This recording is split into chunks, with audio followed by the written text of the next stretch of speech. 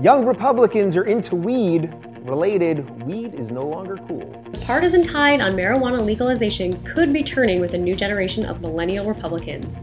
A new Pew Research Center survey has shown that nearly 2/3 of those Americans between 18 and 35 who identify as Republicans support legalizing marijuana.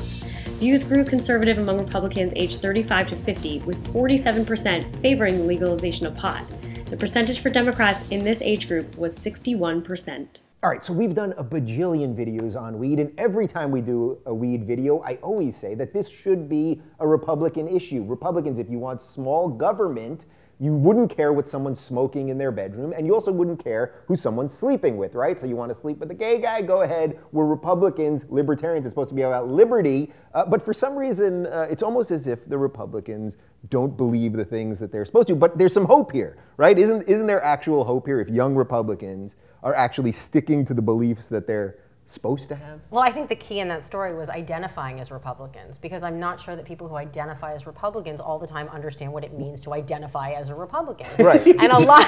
So what can we break that down? Like, that's so true. That's what that's what I keep saying about this stuff. True. That I think the Republicans, they're doing themselves a major, not that I'm trying to help them, but it seems like they're doing themselves a major disservice by not standing up for the things that they're supposed to be for. I mean, a lot of people are saying, well, I'm a Republican, but I'm socially liberal. Right. I'm like, well, that doesn't make you a Republican then. Like, you need to understand. It should make you a Republican, right? It I'm should. in the KKK, but I like blacks and Mexicans. Yeah, right. By definition, I'm not sure you're a Republican. I mean, I think that we have some interesting definitions of our social structure and our party structure in this country.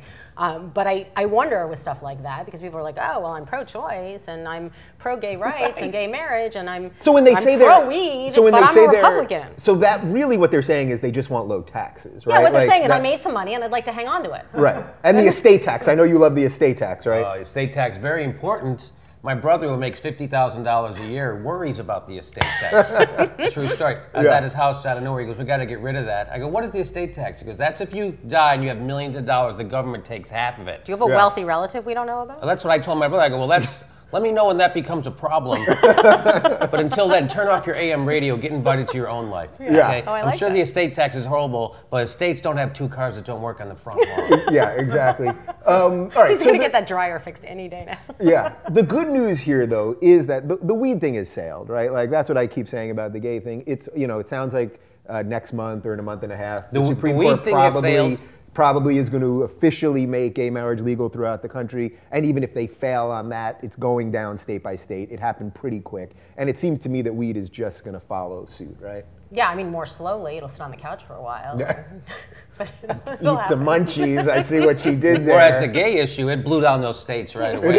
One after another, just mowed them down. Anyway, I'm sorry. It plowed right through all of them, just one after another. The weed thing, it's so stupid, right? You're a big weed guy. You have a weed card. I have a weed card. I don't even smoke that much weed, but I have a weed card. And it really, has it done any damage to you?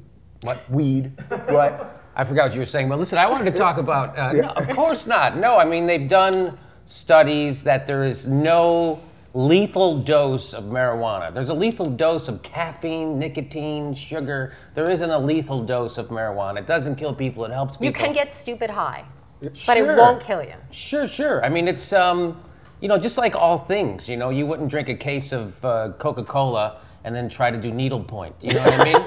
Right. So there are but that doesn't mean Coca-Cola should be illegal or that it's bad. It's just you got to use it correctly. Same thing with marijuana. There's a way to use it. It's hard to misuse marijuana. It's hard to make it be a detriment. A lot of time you'll hear those people who eat marijuana and then they'll think they're dying and they'll call 911. I think I'm dying. Right. And then whether they do, I had a friend who went to the emergency room and I go, what did they tell you? They told me to just lay down for a while. Exactly. Right, because that's literally the worst thing that's happening with marijuana. And the other thing that people don't realize is that we incarcerate all these people because of marijuana. And this is one of the things where, to me, Obama has done a really bad job. And he, even in this Vice interview that he did just this past week, where they were asking him, they took a poll from the crowd, and most people wanted to know his feelings about marijuana.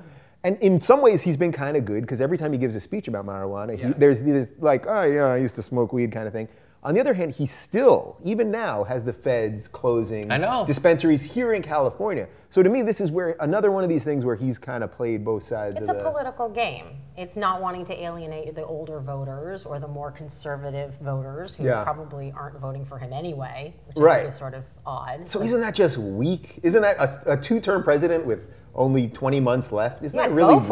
That he should can't be getting just high flat talking out? about it. Because what he said in the Vice interview basically was, well, you guys should be worried about other things. But that's not a leader. That's just playing politics, which I don't get when you're... Well, that's him saying, how dare you hold my feet to the fire on an issue that's so easily and clearly seen for me being hypocritical, bullshit, and contradictory about. Why would you please stop bringing this up? Because it makes me look bad. It reveals me for being a pure fucking politician, which is exactly what Barack Obama is, just like everybody is. He's a pure politician. And you say, why isn't it weak? Why with 2 years left? Because if he started acting courageous now, why fuck it up, right? 6 years of being a pussy, kowtowing, presenting Republican ideas, by the way, right? So that's why you go, why did the Republicans become so crazy as a wingnut party? It's because the Democrats became Republicans, and the Republicans still have to differentiate themselves from the Democrats. So when Barack Obama says, hey, we'll do your healthcare plan, they have to go, we can't do ours now because you fucking want to do it. Right. So that's what we would compromise on, so I'm getting off track. Right. No, well, your point is that they didn't want to do Obamacare, so we did Romney Care. We just called it Obamacare. Yeah, we just called it. So there you go.